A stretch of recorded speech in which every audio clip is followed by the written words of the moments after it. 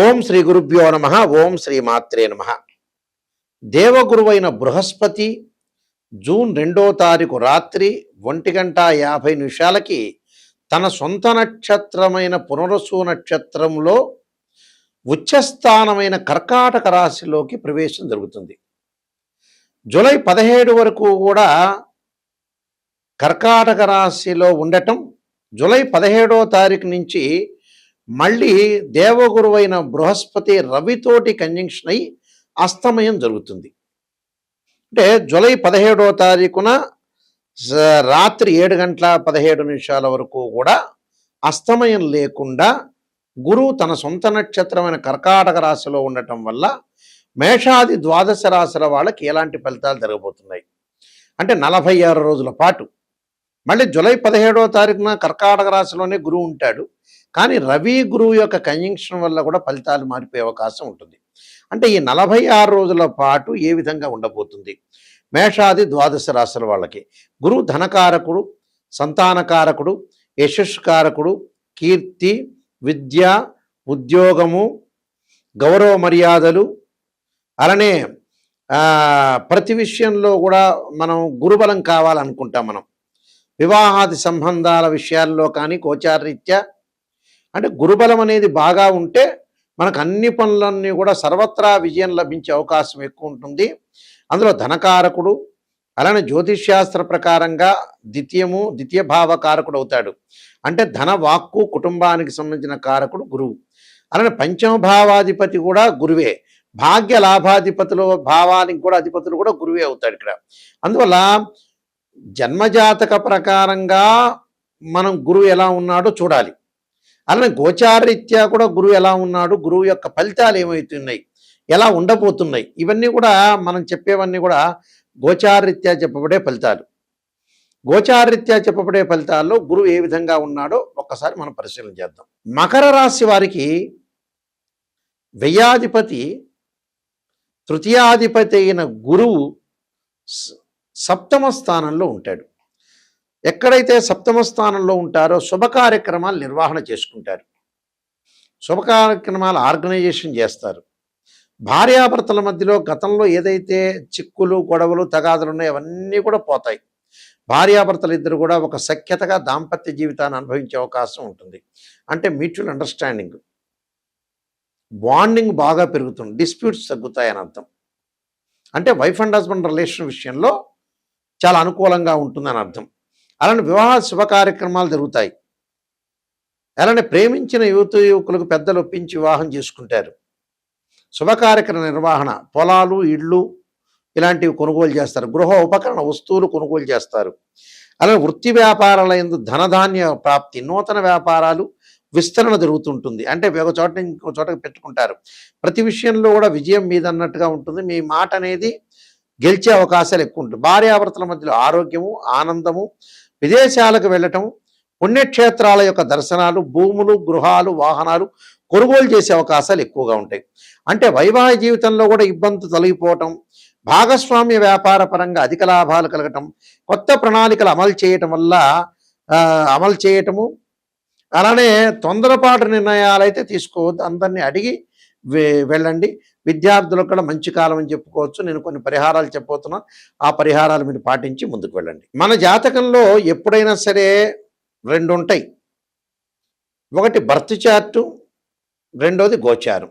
ఇప్పుడు ప్రస్తుతం చెప్పబోయేది ఏంటంటే ఇవన్నీ గోచార ఫలితాలు అంటారు. గోచార పరంగా తన రాశి దగ్గర నుంచి 2, 5, 7, 9, 11 స్థానాల్లో ఉంటే గురువు మంచివాడు అని అర్థం.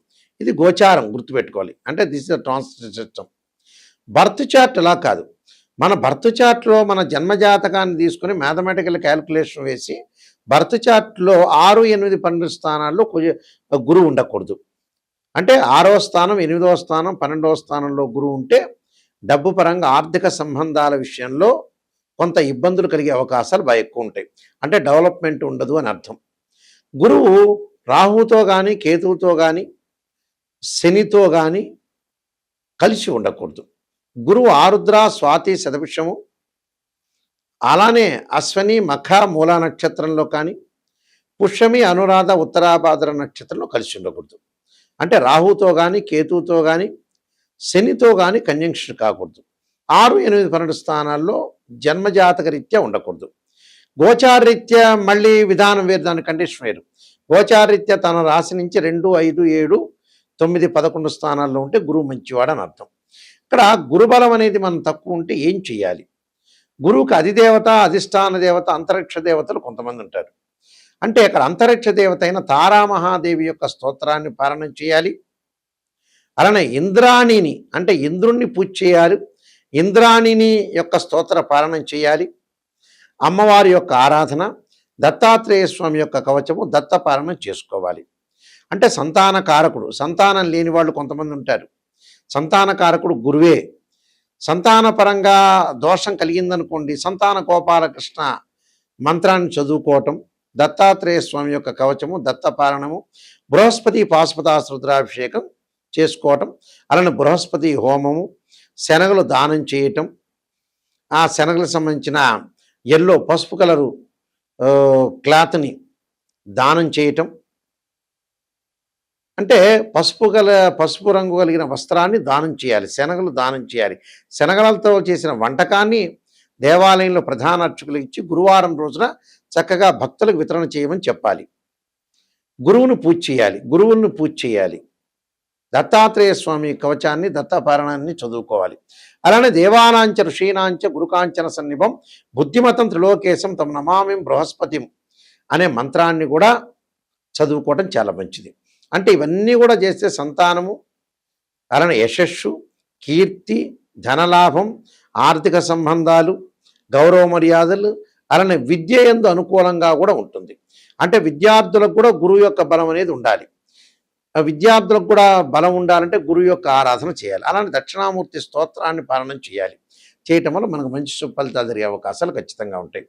అయితే నేను కాలసర్పయోగ చంద్రిక, రాహుకేతులు, ఛాయాగ్రహాలు, అలానే స్వప్నశాస్త్రము, పుత్రగణపతి వ్రతము, బృహత్ పరిహార సింధు, జాతక చంద్రిక, వివాహ మార్తాండము, అలానే నవగ్రహ దోషాలకు 12 మహావిద్యలు, సర్వదేవతా గోత్రలు ప్రవలు పార్ట్ 1, పార్ట్ 2, ఇలాంటి చాలా గ్రంథాలన్నీ కూడా నేను రాశాను. ప్రొడక్షన్ ఆఫ్ ఆస్ట్రాలజీని ఇవన్నీ కూడా రాజమండ్రి వారి మోహన్ పబ్లికేషన్ వారి దగ్గర ఇవన్నీ కూడా గ్రంథాలన్నీ దొరుకుతాయి.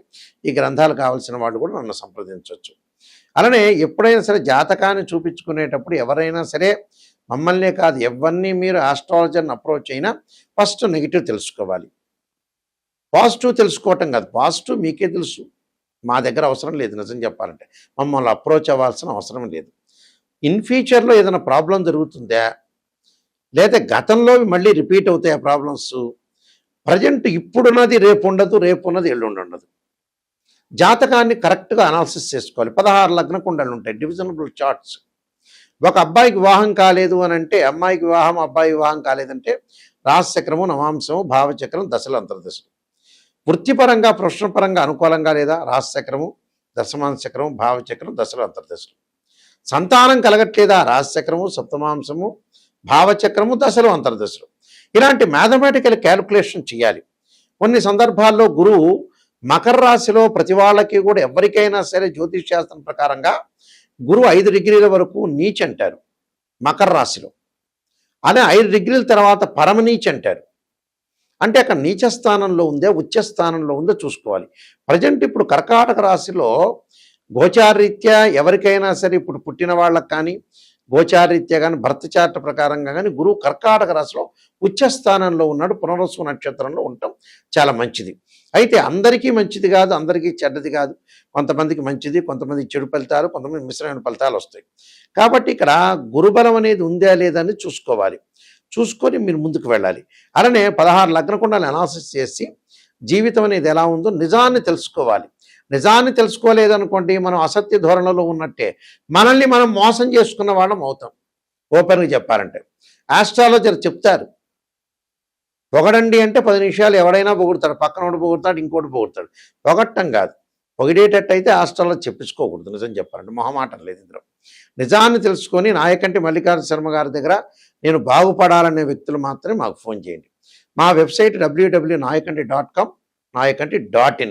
ఆ స్క్రీన్ మీద స్క్రోలింగ్ అవుతున్న నెంబర్కి మాకు ఫోన్ చేసి మీరు తెలుసుకోవచ్చు. మీ అందరికీ కూడా శ్రీ పరమేశ్వరుడి యొక్క కరుణాకటాక్షం ఉండాలని, శ్రీ పరమేశ్వరి యొక్క అమ్మవారి యొక్క కరుణాకటాక్షం ఉండాలని ఆశిస్తూ సర్వే జనా సుఖినో భవంతు.